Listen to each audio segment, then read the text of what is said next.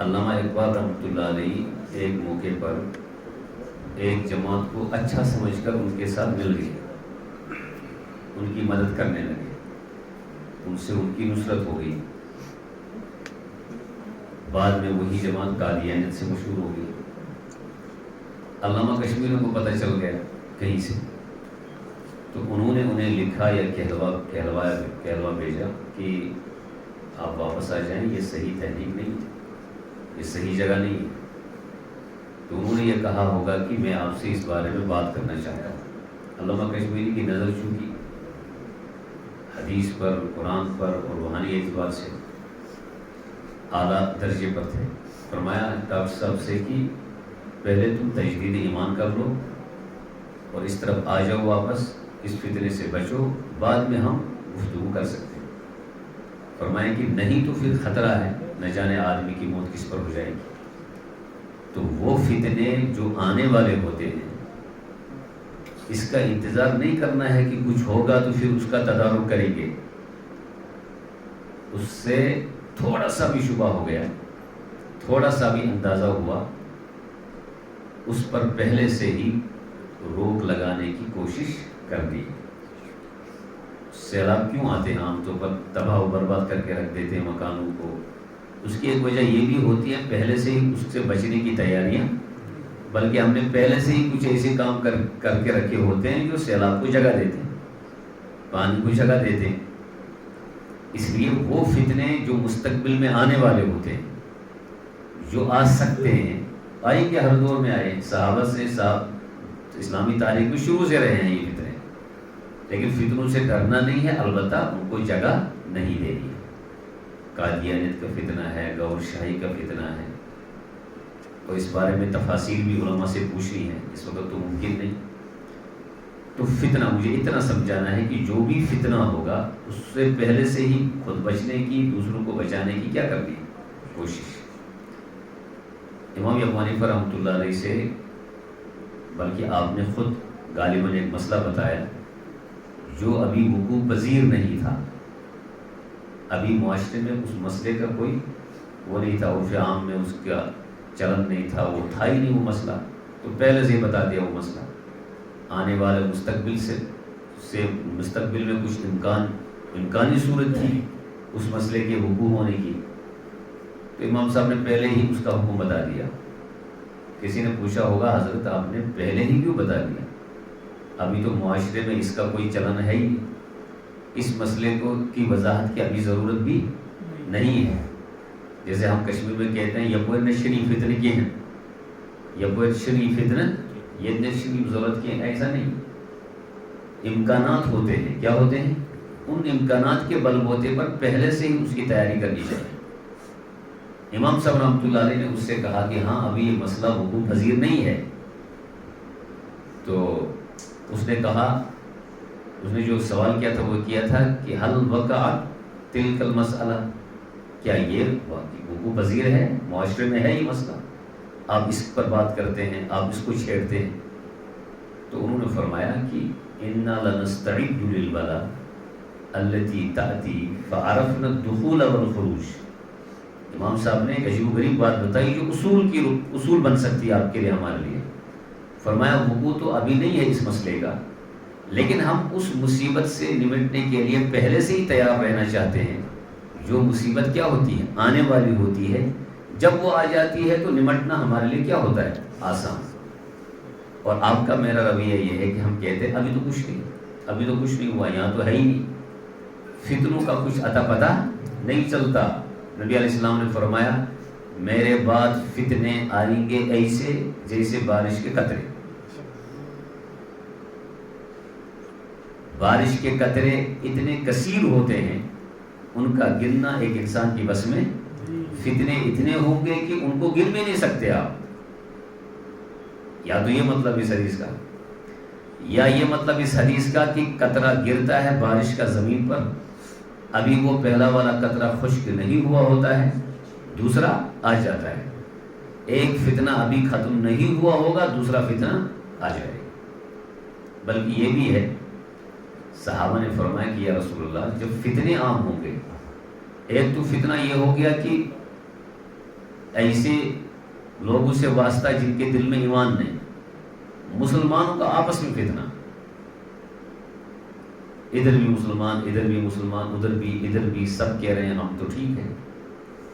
اس وقت صحابہ نے فرمایا کہ ہم اس وقت کیا کریں گے، اور اس وقت کے جو مسلمان ہوں گے وہ کیا کریں گے؟ فرمایا ان مسلمانوں میں جو مسلمان ہوں گے ان سے ملنا۔ ہم مسلمانوں میں مسلمان ہوں گے، پتہ چلا کہ بحیثیت مسلمان ہمیں اصل شریعت کو تلاش کرنا پڑے گا، بحیثیت مسلمان ہمیں اصل جماعت کو تلاش کرنا پڑے گا، بحیثیت مسلمان ہمیں اصل اہل علم کو تلاش کرنا پڑے گا، کہ جن کی صحبتوں میں رہ کر، جن سے علم حاصل کر کے جہاں جا کر آپ کا میرا ایمان اور علم بچ سکتا ہے، وہ اس کے سوا اس کا جواب اس کے سوا کیا ہو سکتا ہے؟ وہ وقت کے ماہرین علماء ہوتے ہیں۔ یہ جو دعوت و تبلیغ پوری دنیا میں چلتی ہے، اس کے کیا مقصد ہے؟ دعوت و تبلیغ کا صرف یہ مقصد نہیں ہے کہ لوگوں کو کچھ سکھانا، جو انہیں کچھ پتہ ہے وہ سکھانا، نماز کی تلقین کرنا، وہ تو ٹھیک ہے، لیکن ان کے مقاصد میں سب سے بڑا مقصد جو تبلیغ والے ہیں، جو علماء نہیں ہیں، تبلیغ سے جڑے ہوئے ہیں، ان کا سب سے بڑا مقصد یہ ہے کہ وہ عوام کو جہاں دین کی وہ باتیں بتائیں جو انہیں خود پتہ ہے، وہاں یہ سب سے بڑا مقصد ہے کہ عوام کو علماء کے ساتھ جوڑ دے۔ عوام کو کس کے ساتھ جوڑ دے؟ اگر وہ اس میں ناکام ہے تو پھر خطرہ ہے، اگر وہ اس میں ناکام ہے تو پھر کیا ہے؟ پھر تو اب اپنی ایک فکر پیدا ہو سکتی ہے، پھر ایک اپنا مسلک پیدا ہو سکتا ہے، اپنے مشرب پیدا ہو سکتا ہے۔ فتنہ کس کو کہتے ہو؟ وہ فتنے جو آنے والے ہوتے ہیں، اور فتنوں کو بھی علماء ہی بھانپتے ہیں۔ ہر آدمی کو پتہ نہیں چلے گا یہ فتنہ ہے یا نہیں، بس حدیث کی روشنی میں فتنہ کیا ہوتا ہے، قرآن کی روشنی میں فتنہ کس کو کہیں گے، فقہا نے فتنے کی کیا تعریف کی، فتنہ کن چیزوں کو کہا جاتا ہے، تو وہ تو علماء ہی، وہ جو ماہرین علماء ہیں وہ سمجھیں گے۔ اس لیے وہ ہے کہ ہم سب کو لازم ہے کہ ہم اپنا وقت جو ہے کچھ وقت علماء کے ساتھ دیں، ان کے پاس بیٹھیں۔ ایک بہت بڑے عالم دائی بلکہ بانی ہیں دعوت کے، وہ جاتے تھے 2 دن 3 دن کے لیے جاتے تھے، پھر لوگوں کے بیچ میں رہتے تھے، پھر دعوت کا کام کرتے تھے، اس کے بعد وہ ایک بڑی خانقاہ میں جاتے تھے۔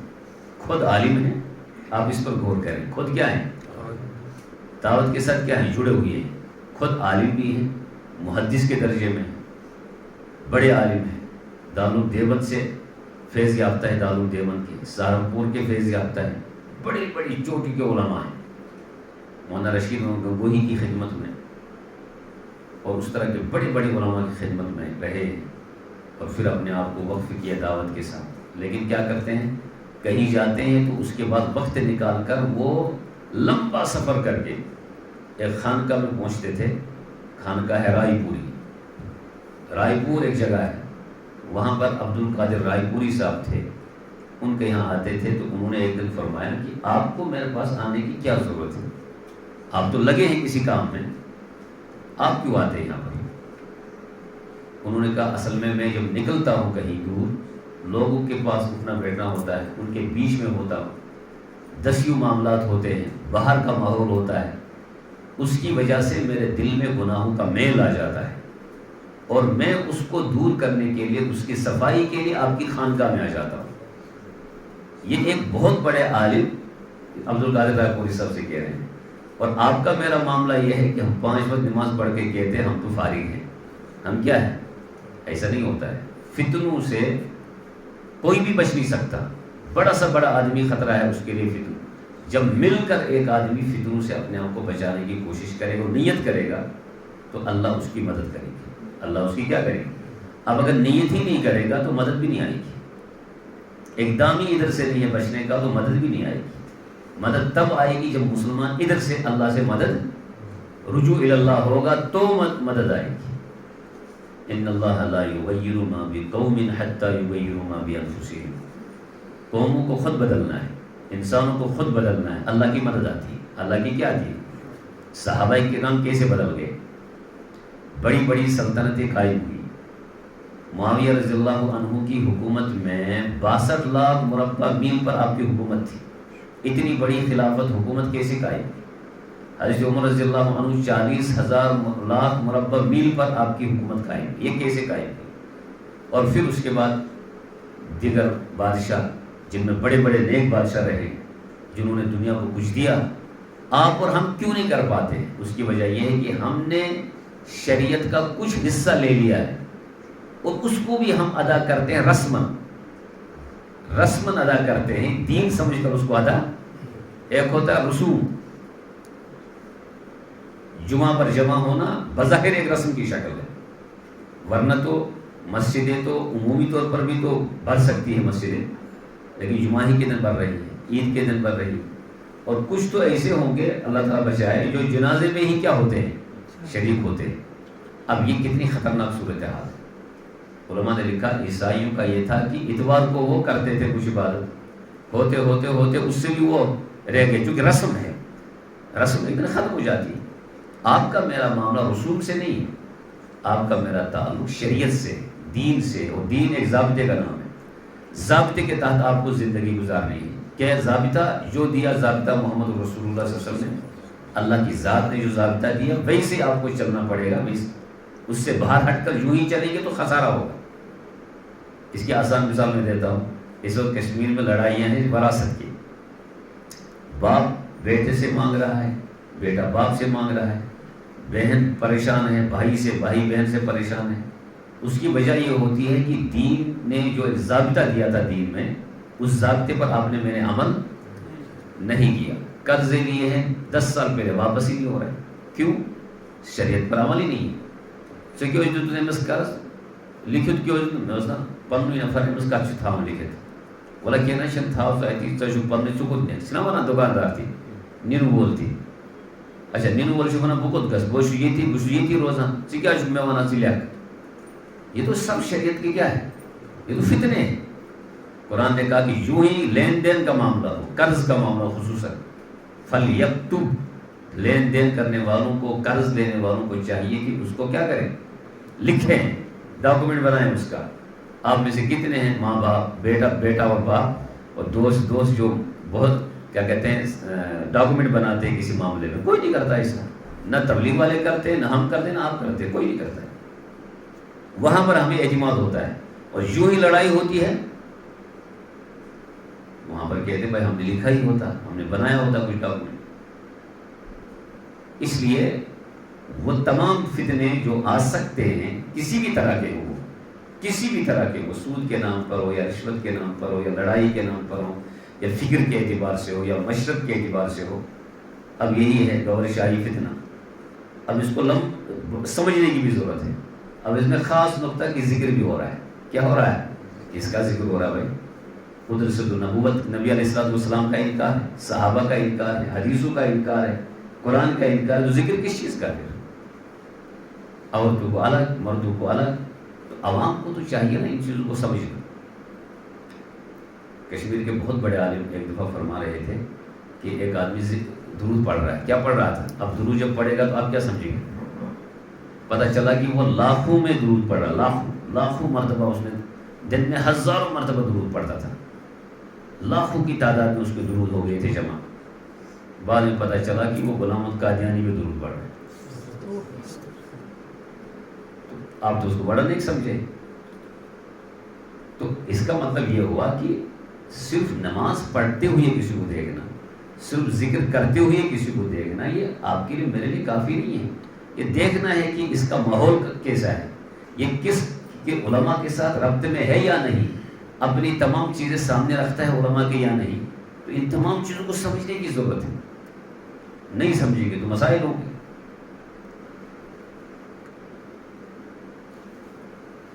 بڑے اسلاف سے، اکابر سے جب عوام کا رابطہ ختم ہو جاتا ہے تو وہ پھر خود کتنا ہی جاننے والا ہو وہ بھی غلط راہ کی طرف جا سکتا ہے۔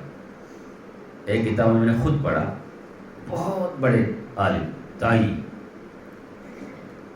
پوری دنیا میں ان کی مریدی، پوری دنیا میں ان کے ماننے والے تھے، وہ بہت پہلا عرصہ ان کا انتقال ہو گیا، تو دنیا ان کو مانتی، لیکن کیا ہوا، ایک بیچ میں کٹ گئے، وہ دین سے تھوڑی دوری ہوئی، کیا ہوا، خانے کعبہ میں طواف کر رہے تھے، طواف کرتے کرتے انہوں نے مہدی ہونے کا دعویٰ کیا، تو خطرہ تو کسی کو ہے، اس لیے کہا جاتا ہے خود کو بڑا عالم بھی نہیں سمجھنا ہے، بڑا عامل بھی نہیں سمجھنا ہے. آپ جتنے بڑے ہو، جتنے قابل ہو، بہت اچھا ہے، لیکن آپ کے اندر رجوع الی اللہ ضرور ہو. اگر نہیں تو کہیں نہ کہیں آپ بگڑ سکتے. پھر ہم خود ہی بگڑ جائیں اپنے معاملات میں تو دوسروں کو کیسی فتنوں سے بچا سکتے ہیں. اس لیے یہ علاقہ بھی بڑا ماشاءاللہ حساس علاقہ ہے. دنیا ادھر آتی ہے، مہمان ادھر آتے ہیں، ٹورسٹ آتے ہیں، نظر رکھنی بھی ہے، خود کے ایمان کی بھی، اپنی ہر طرح کی دعائیں مانگنی. خصوصاً ایک دعا مانگنی چاہے اللہ سے کہ یا اللہ مجھے علم کے اعتبار سے نواز دے. علم کے اعتبار سے صحیح علم. جب آپ کے پاس صحیح علم آ جائے گا تو آپ کو خود اپنا دفاع کر سکتے ہیں. ہم اس کی دعائیں نہیں کرتے. ہم اعمال تو بہت زیادہ کرتے ہیں لیکن صحیح علم اللہ سے نہیں مانگتے. بسا اوقات ہمارے اعمال بھی شریعت کے خلاف ہوتے ہیں. عمل وہ سمجھتے دین کا، مگر وہ کس کے خلاف ہوتا ہے؟ وجہ کیا ہوتی ہے؟ علم نہیں ہوتا.